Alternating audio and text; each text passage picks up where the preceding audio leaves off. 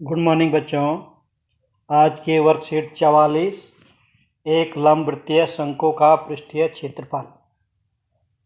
इससे पहले हम पढ़ चुके हैं घन, घनाभ और लंबवृत्तीय शंकु का पृष्ठीय क्षेत्रफल। इन आकृतियों को देखकर आप समझ सकते हैं कि ये आकृतियाँ कौन सी है। जैसे ये है आइसक्रीम कोन और बर्थडे कैप। ये दोनों आकृतियाँ शंकु के आकार की है। आकृति में देखें आप, इसमें बिंदु ए लंबवृत्तीय शंकु का शीर्ष कहलाता है। ये बिंदु है इसका, ये इसका शीर्ष कहलाता है। और ठीक इस बिंदु से और इसका जो आधार है वो वृत्त के आकार का है। और वृत्त के केंद्र और इस शीर्ष को मिलाने वाली रेखा, इसको हम शंकु की ऊंचाई कहते हैं। और वृत्त जो आधार के वृत्त के किसी बिंदु और शीर्ष से मिलाने वाली रेखा को, इसको हम कहते हैं त्रियक ऊंचाई और इसको L से लिखते हैं।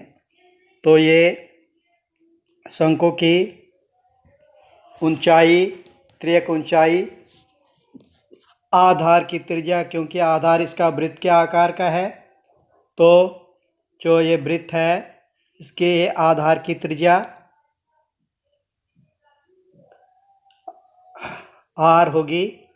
अब शंकु से हमारा तात्पर्य यहाँ पर केवल लंबवृत्तीय शंकु से होगा। हम बार बार लंबवृत्तीय शंकु नहीं कहेंगे, केवल शंकु कहेंगे, तो उसका मतलब लंबवृत्तीय शंकु ही होगा। आइए हम शंकु का पृष्ठीय क्षेत्रफल पता लगाते हैं। इसके लिए हम एक क्रियाकलाप करें। हमने एक कागज से बने शंकु के उसके शीर्ष से वृत्तीय भाग तक सीधा काटा। जैसे ये कागज से एक शंकु बना हुआ है और इसको आप, ये शीर्ष है और इसको कैंची से काट दीजिए और फिर इसको फैला दीजिए। ये इस ढंग से इसको फैला दीजिए, तो यहाँ से जहाँ से आपने काटा ये यहाँ से खुल जाएगा। और इसकी जो गोलाई है ये आ जाएगी इस ढंग से। और इसके ऊपर हम बराबर दूरी पे बिंदु B1, B2, B3 लें और उसको केंद्र से मिलाएं और इसको फिर हम कैंची से काट दें।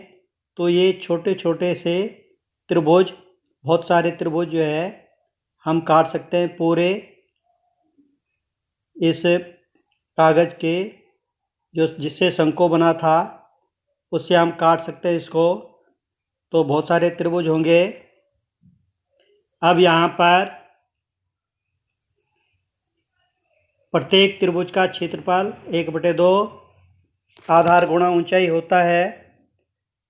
और यहाँ पर आधार और ऊंचाई इसकी जो है L होगी। यहाँ पर ये ऊंचाई जो है ये L है, इसके बराबर जो त्रियक ऊंचाई है शंकु की ये L होगी और ये आधार हो गया।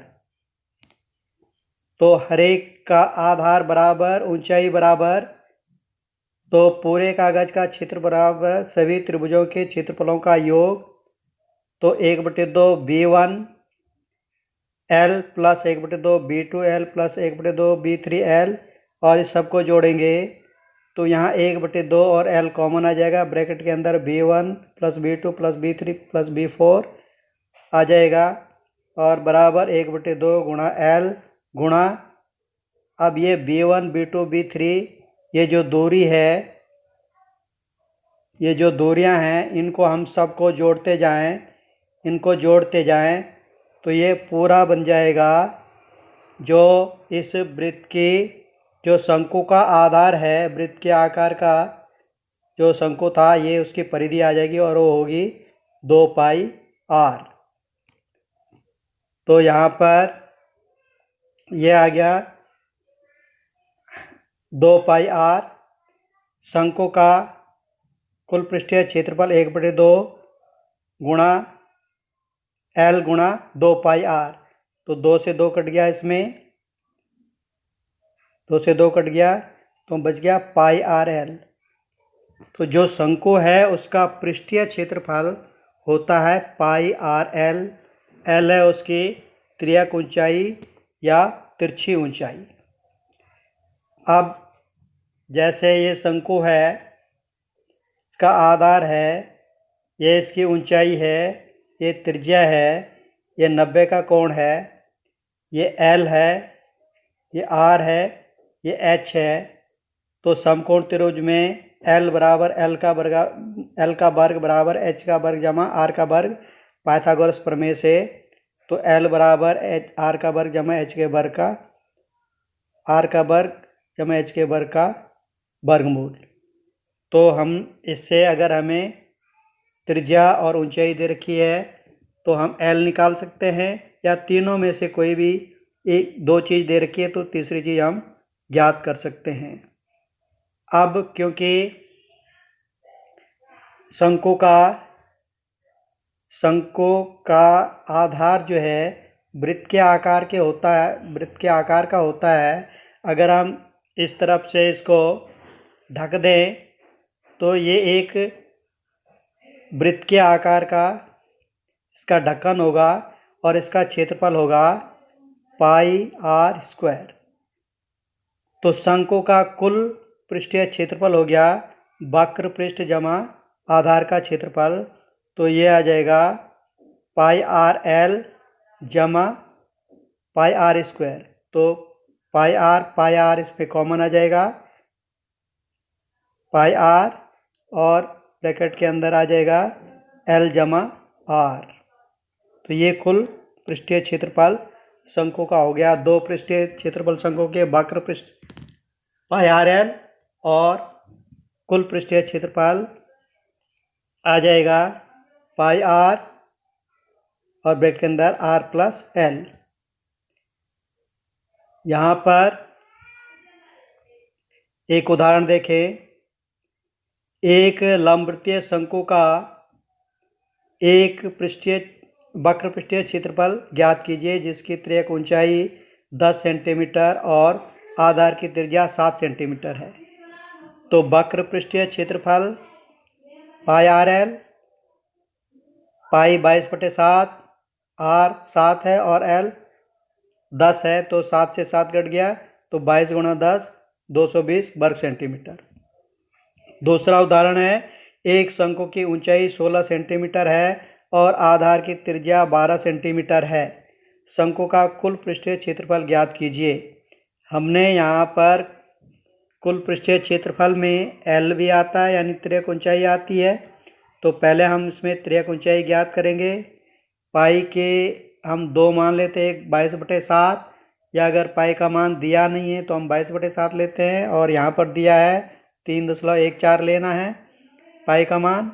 तो हम पाई की जगह 3.14 रखेंगे और पहले एल निकालेंगे। आर, एच और आर यहाँ दिया है तो एल पाइथागोरस प्रमेय से, और एल का मान आया यहाँ पर 20, और कुल पृष्ठीय क्षेत्रफल बराबर आया पाई आर एल जमा पाई आर स्क्वायर, और इसमें पाई आर और एल का मान रखा तो 12,1205.76 वर्ग सेंटीमीटर इसका क्षेत्रफल आया। अब आप प्रयास कीजिए, एक शंकु के आधार का व्यास 10.5 सेंटीमीटर है और इसकी तिर्यक ऊंचाई 10 सेंटीमीटर है। इसका वक्र पृष्ठीय क्षेत्रफल ज्ञात कीजिए।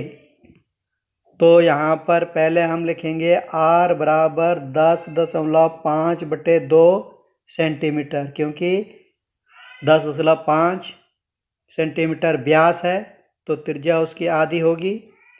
और h यहाँ पर दिया है, h ने l दिया है तिर्यक ऊंचाई, l दे रखी है 10 सेंटीमीटर। तो इसका वक्र पृष्ठ हो गया पाई आर एल।